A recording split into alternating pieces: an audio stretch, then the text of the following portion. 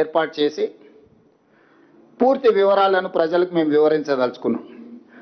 తద్వారా పాత్రికేయ మిత్రులకు కూడా వాస్తవాలను వివరిస్తే చర్చ సందర్భంగా ఎప్పుడైనా మీరు కూడా ప్రజలకు వివరించడానికి అవకాశం ఉంటుంది. కాబట్టి ఈరోజు ఈ అత్యవసర పత్రికా సమావేశాన్ని మేము ఏర్పాటు చేయడం జరిగింది.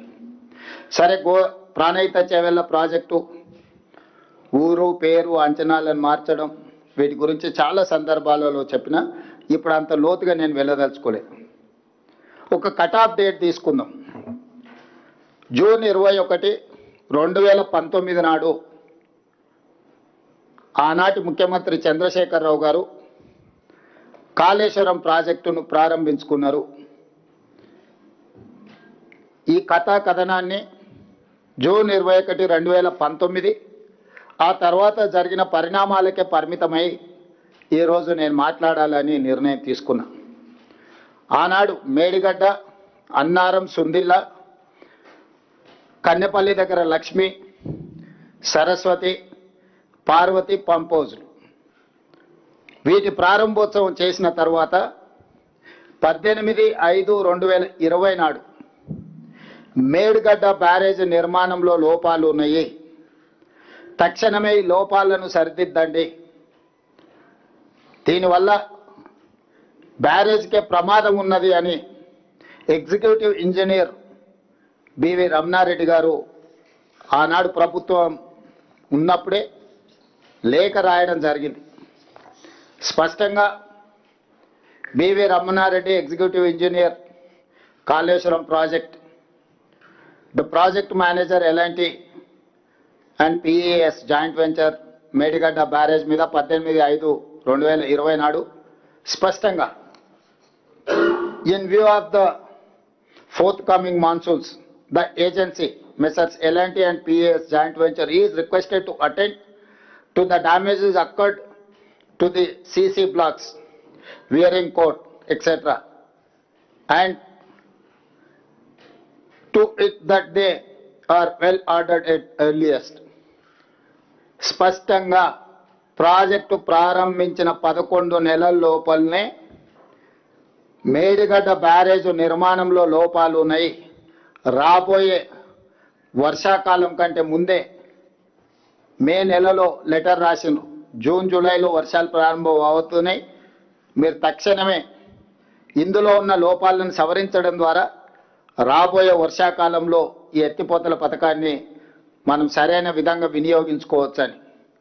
అంటే చంద్రశేఖరరావు గారు సాగునీటి పారుదల శాఖ మంత్రిగా ఉన్నప్పుడే ప్రాజెక్టు ప్రారంభించిన 11 నెలల లోపలనే మేడిగడ్డ బ్యారేజ్లో లోపాలు ఉన్నాయని బయటపడడం, ఆ లోపాలను సరిదిద్దండి అని ఎగ్జిక్యూటివ్ ఇంజనీర్ సంబంధిత ఏజెన్సీలకు లేఖ రాయడం, నిర్లక్ష్యం వహించడం వల్ల అది పెరిగి పెద్దదై చివరికి మేడిగడ్డ బ్యారేజ్ కుప్పగూలే పరిస్థితి వచ్చింది.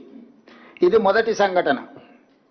రెండవ సంఘటన జూలై 14, 2022 నాడు గోదావరిలో వరద జలాలు పోటెత్తుతే కన్నెపల్లి, అన్నారం పంపోజులు సేఫ్టీ వాల్ మొత్తం విరిగిపోయి ఆ వరద జలాలు మొత్తం కన్నెపల్లి పంపోజు ముంచేసి కన్నెపల్లి పంపోజు కూడా పూర్తిగా దెబ్బతిన్నది.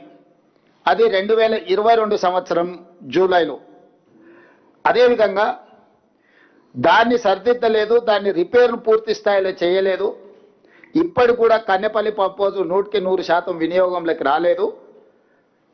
2023 అక్టోబర్ 24న ప్రాజెక్టు ప్రారంభించిన 4 ఏళ్లకే మేడిగడ్డ బ్యారేజ్ కుంగిపోయింది. అక్టోబర్ 22 నాడే ప్రాజెక్టు ఏఈ మహదేవ్పూర్ పోలీస్ స్టేషన్లో పోయి ఫిర్యాదు చేసింది. అక్టోబర్ 21, 2023 నాడు మేడిగడ్డ బ్యారేజ్ కుంగిపోతే తెల్లారే 22 నాడు మహదేవ్పూర్ పోలీస్ స్టేషన్లో చంద్రశేఖరరావు గారే ముఖ్యమంత్రి, సాగునీటి పారుదల మంత్రిగా ఉన్నప్పుడు ప్రాజెక్టు కుంగిపోయింది, తక్షణమే దీని మీద విచారణ చేయండి అని చెప్పి ఆనాడు పోలీస్ స్టేషన్లో ఎఫ్ఐఆర్ కూడా చేయడం జరిగింది. ఆ తర్వాత అక్టోబర్ 22, 2023 నాడు కేసీఆర్ ముఖ్యమంత్రిగా ఉన్నప్పుడే నేషనల్ డ్యామ్ సేఫ్టీ అథారిటీ ఎంబడే ఈ ప్రాజెక్టు కుంగుబాటుపై కమిటీని నియమించి నవంబర్ 1, 2023 నాడు చంద్రశేఖరరావు గారు ముఖ్యమంత్రి ఉన్నప్పుడే ప్రాథమిక నివేదికను అందించారు. మేడిగడ్డ బ్యారేజ్లో ఉన్న లోపాలను, ప్లానింగ్లో ఉన్న లోపాలను, డిజైన్లో ఉన్న లోపాలను, నాణ్యత నియంత్రణ, అదేవిధంగా నిర్వహణ అంటే planning, designing, construction, operation and maintenance అన్నిట్లలో ఉన్న లోపాలను ఎత్తి చూపుతూ ఈ కారణాల చేత మేడిగడ్డ డ్యామ్ కుంగిపోయింది, ఇందులో ఉన్న కారణాలు అని చెప్పి క్లియర్గా ఎన్డీఎస్ఏ రిపోర్ట్ ఇచ్చింది. ఇప్పుడు ఎన్డీఎస్ఏ గురించి పదే పదే హరీష్ రావు గారు, చంద్రశేఖరరావు గారు ఎవరు ఎక్కడ ఎన్డీఎస్ఏ పోలేదు, కానీ మా దగ్గరికే వచ్చింది. మా దగ్గరికి ఎందుకు వచ్చింది, మా మీదనే ఎందుకు నివేదిక ఇచ్చిందని ఒక వాదన తీసుకొస్తారు. ఇన్ని సంవత్సరాలలో ఎందుకు ఈ ఎన్డీఎస్ఏ ఎక్కడికి వెళ్ళలేదని. నేను ఇక్కడ పాత్రికేయ మిత్రులతో కొంత సమాచారాన్ని పంచుకోదలుచుకున్నా. కేంద్ర ప్రభుత్వం భారతదేశంలో ఉన్న చాలా డ్యాంల యొక్క నిర్మాణము, నిర్వహణ, వాటి పరిరక్షణ కోసము dam safety act 2021, I'm repeating, dam safety act 2021 December 30, 2021 నాడు, అంటే దాదాపుగా 2022 జనవరి అనుకోండి. డిసెంబర్ 30, 2021 అంటే ఆ రోజు పార్లమెంటు ద్వారా చట్టాన్ని చేసిండ్రు. ఈ చట్టం యొక్క స్ఫూర్తి ఏంటంటే ఎక్కడైనా ఈ దేశంలో దేశవ్యాప్తంగా నిర్దేశిత డ్యాంల పర్యవేక్షణ, తనిఖీలు, నిర్వహణ, మరమ్మతులకు ఈ చట్టం సమగ్ర విధానాన్ని రూపొందించింది.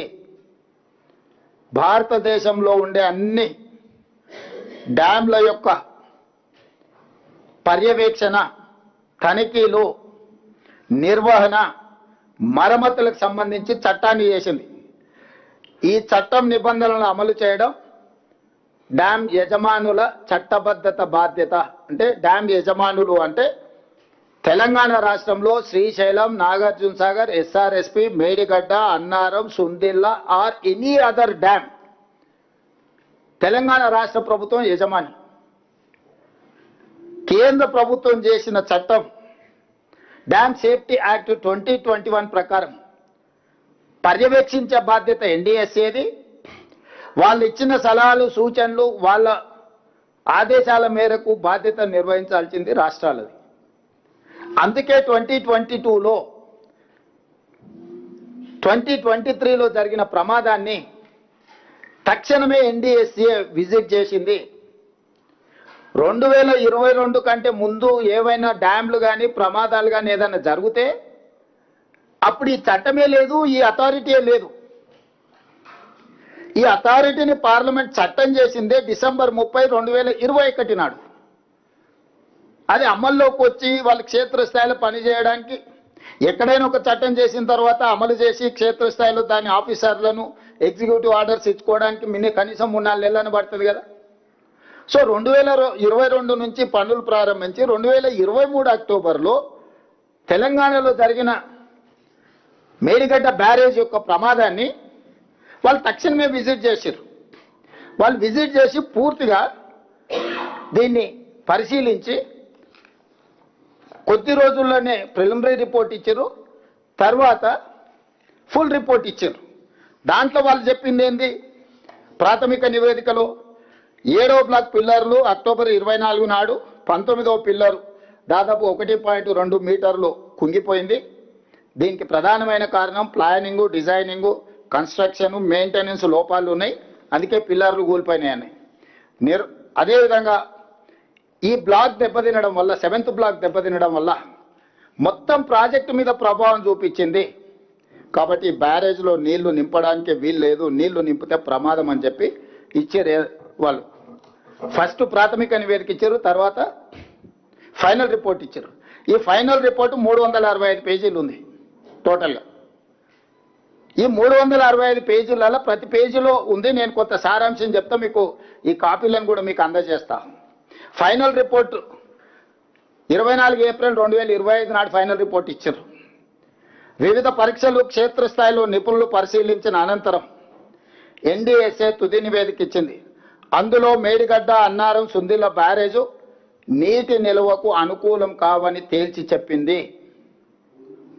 పేజీ నెంబర్ 346 పేజీలో మేడిగడ్డ బ్యారేజ్ 7వ బ్లాక్ నష్టం వల్ల బ్యారేజ్ నుంచి నీటి మళ్లింపు పనికి రాకుండా పోయింది. ఈ నివేదికలో 346 పేజీల స్పష్టంగా 7th బ్లాక్ డ్యామేజ్ అవ్వడం వల్ల నీటిని నింపడం కానీ నీటిని మళ్లించడం కానీ కుదరదు. దీనివల్ల మొత్తం ఎంటైర్ మేడిగడ్డ బ్యారేజ్ దెబ్బతిన్నదని చెప్పింది. 352 పేజీలో అన్నారం బ్యారేజ్ తీవ్రంగా దెబ్బతిన్నది, నీటి మళ్లింపు